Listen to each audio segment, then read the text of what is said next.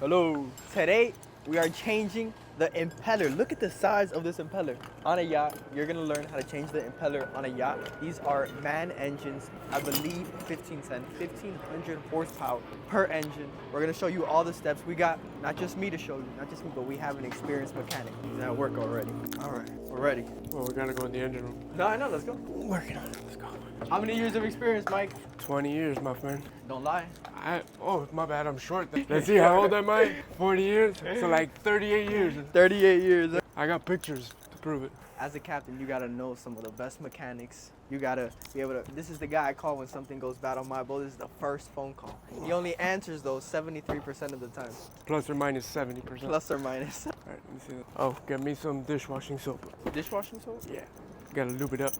I'm assuming we're using the dishwashing soap because the impeller's gonna be hard as hell to get out. And not to get out, to put it in. Oh, to put the new one in? Okay. I guess this is the special tool. What do you need? So step one is gonna be to close your seawater valves. How much was the, I'm not gonna show this. How much was it? 400, list price $475 per impeller. Per. I paid 3 something, which we're not gonna disclose those details. Disclose details. So basically $500 per impeller. Basically. All right, let's get down there, JC. We're gonna shoot steps. Damn, 3. I know, you go down there. Go down there and see what's going on. You want the fan? What'd you say? You want the fan on? The extractor you're saying? Nothing, never mind. No, it would be nice to bring the fan from the truck. All right, I'm gonna go get it. It's hot as balls in here. All right, I'm gonna go get it. But go explaining what you're doing. Get my keys, cause I don't know if the truck's open. Now I'm gonna get your keys. All right, give me a second. Let me circulate some air here. All right, first we gotta shut off the seacock valves.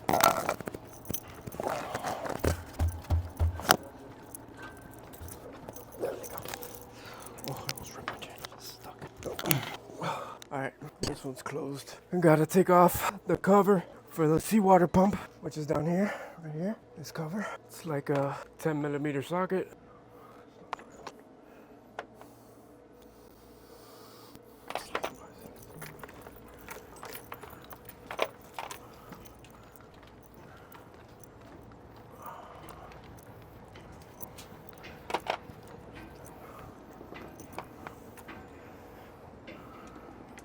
It's a 10mm socket. Andy, give me the tool. Here, call JC. Let me plug this.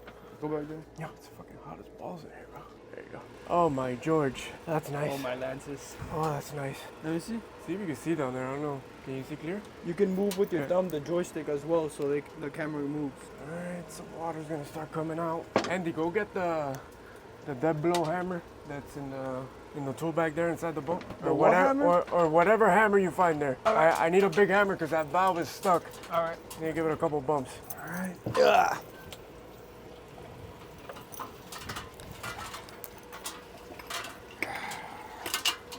Who's in my end, bro?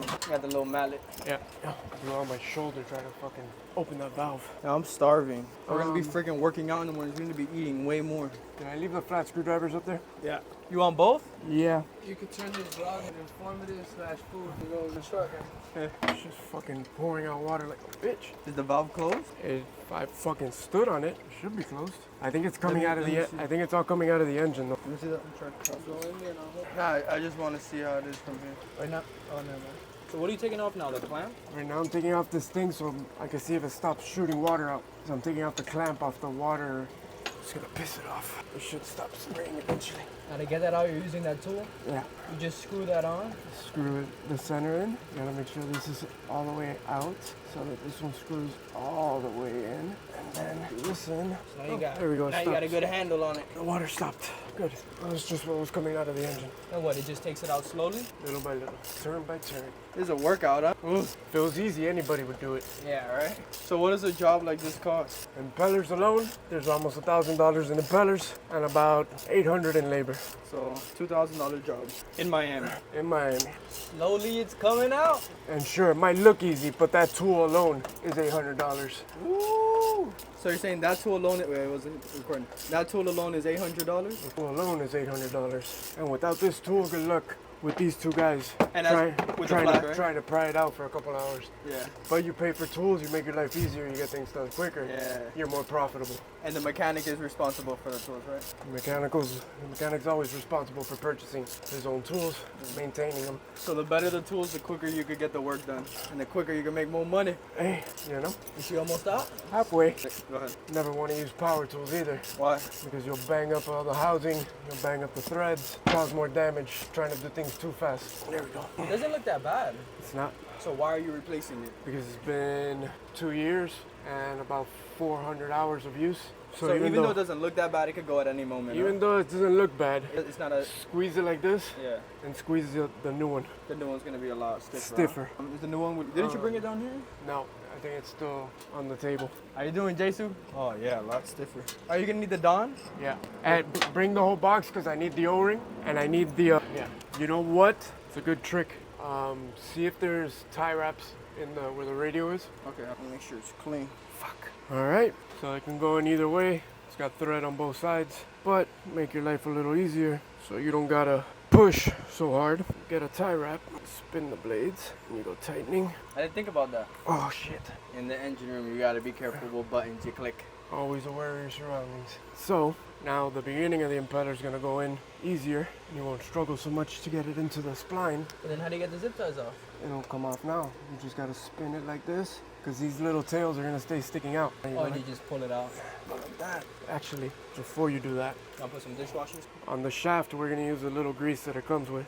If your hands aren't too slippery to open it, there you go. How's it taste? Impeller lubricant. It tastes like impeller lubricant. You just fucking ooze that in there like so, Oh, yeah. into the shaft. You can pour the rest on the top like so. And then you gotta lick it before you stick it, you know what I'm saying? Yeah. You know what you're So right there, it engaged into the spline. I turn it more. You see? I can't twist it. So now it's in the spline. And then, Pull your zip ties back. if my hands aren't too slippery, I got a pair of pliers. All that goddamn lube. Yeah. Yeah, with a pair of pliers would be a lot easier. See if you can grab me a pair of pliers there. Alright. Ow! Pair of pliers. I'm having a brain fart on what the fuck is pliers. Ugh. You're bored? You're bored? Don't be lying. Ugh. Fuck. Here. Alright, so just gotta grab one side.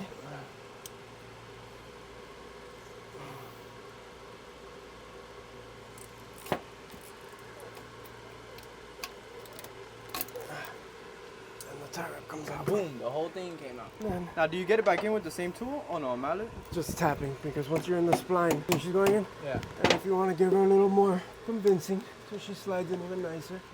We want her to be nice. We treat our ladies good around here. A little more looby. Is that Diddy lube or that's really lube? No, We don't do that lube. Even though it says down, but It's that down It's lube. Diddy free. That Diddy free. Diddy free. Diddy do it. All right. Back to the workout. And with a rubber mallet.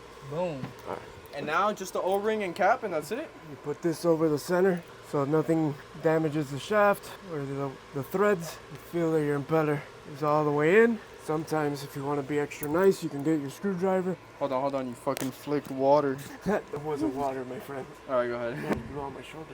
You put a screwdriver and you flip all the blades and just go around the impeller to make sure none of those new impeller blades are snagged on any of the inside parts of the housing. You give her a couple more smacks. Feel she's nice and flush. Grab our impeller cover, which has a lot of signs of wear. We're gonna clean it. You see this? How are you gonna clean it? You need a wire brush? It will be good with a wire brush. Let me see how bad it is. Might be able to just clean it up real quick with a flathead. Is there a rag in that little box right there? Now, Yeah.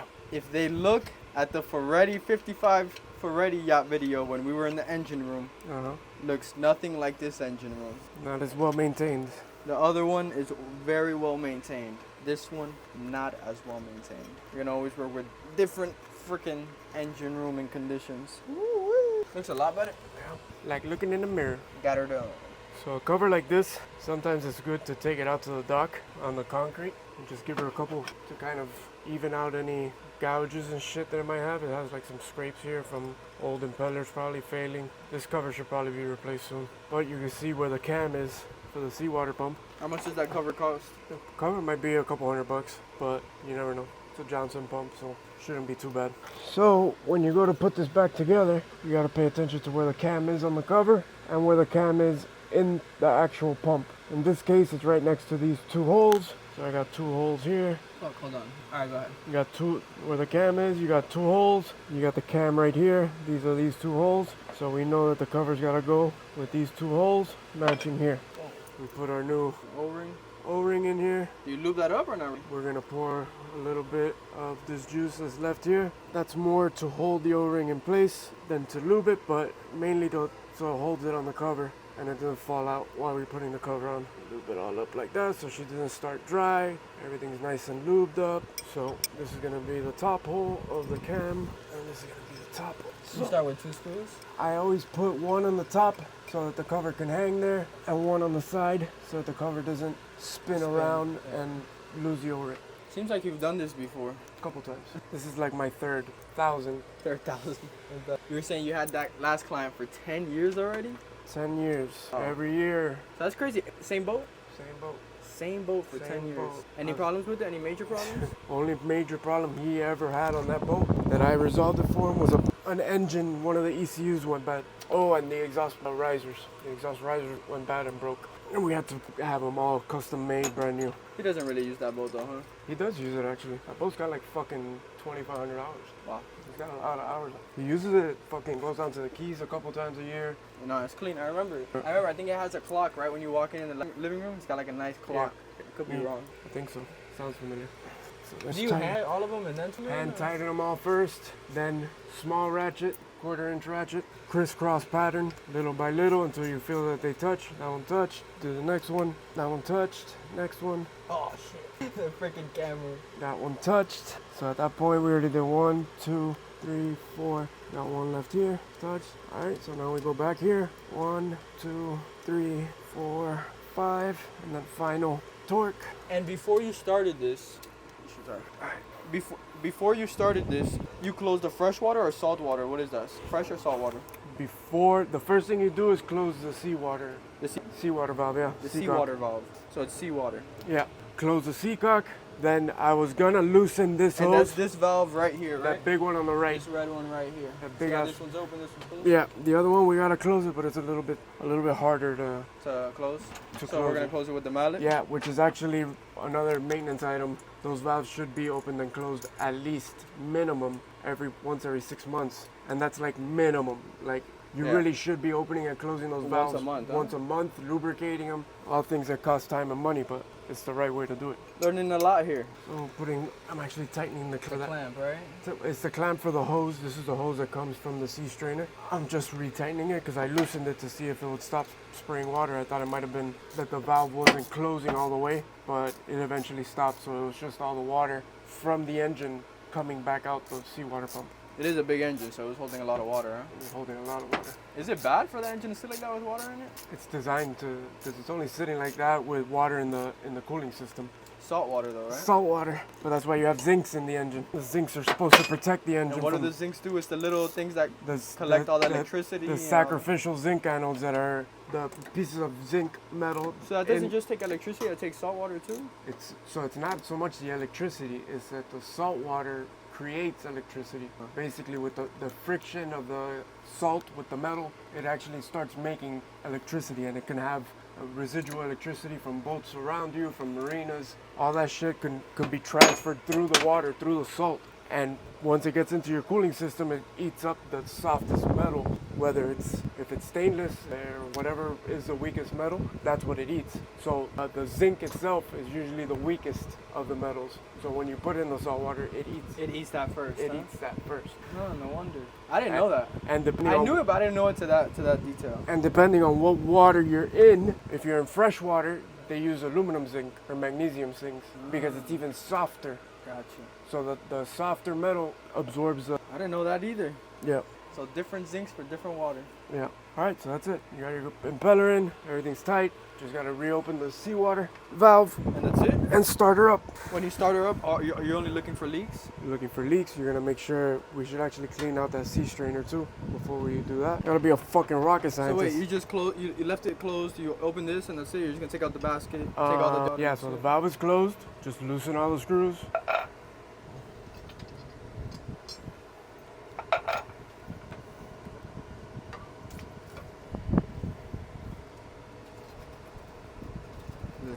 do we have any winning prizes? Winner, winner, chicken dinner. Winner, winner. What do we got in there? Chicken dinner. What is that? Just plastics and glass? Plastic and Oh my god. seaweed and little shells. It looks atrocious. I guess we got a little close to the sand there at one point. Here, you can have the pleasure. Winner, winner, chicken dinner. All right, so we're just gonna clean this, throw it back in there, throw the cap back on, Clean it and the back valve, up. and that's it. They Check. learned how to do what 2 things today? You check our O-ring. We learned how to change an impeller on a MAN 1550 and clean out sea strainers on a 73-foot Sunseeker Predator. And bonus tips about zincs. And bonus inside scoop on zincs. Let's go. Thank you, Mike. Yeah. Whew, that was a lot of work holding that camera. Today, you guys learned how to change a big old impeller, not just no regular little baby impeller, a big impeller, and you learned how to change the strainer for the engine. I'm Captain Andy. Thank you guys for watching. Hit the like, comment, subscribe. As you guys know, I have a mentorship out. If you're looking to get into the yachting industry, I give you guys a clear roadmap to basically all the steps of what I know now and how to get to exactly where I am today. I'm Captain Andy. I hope you learned something. I hope you learned impeller, strainer, how to clean something, a little bit about zincs, and I'll see you on the next video. Out.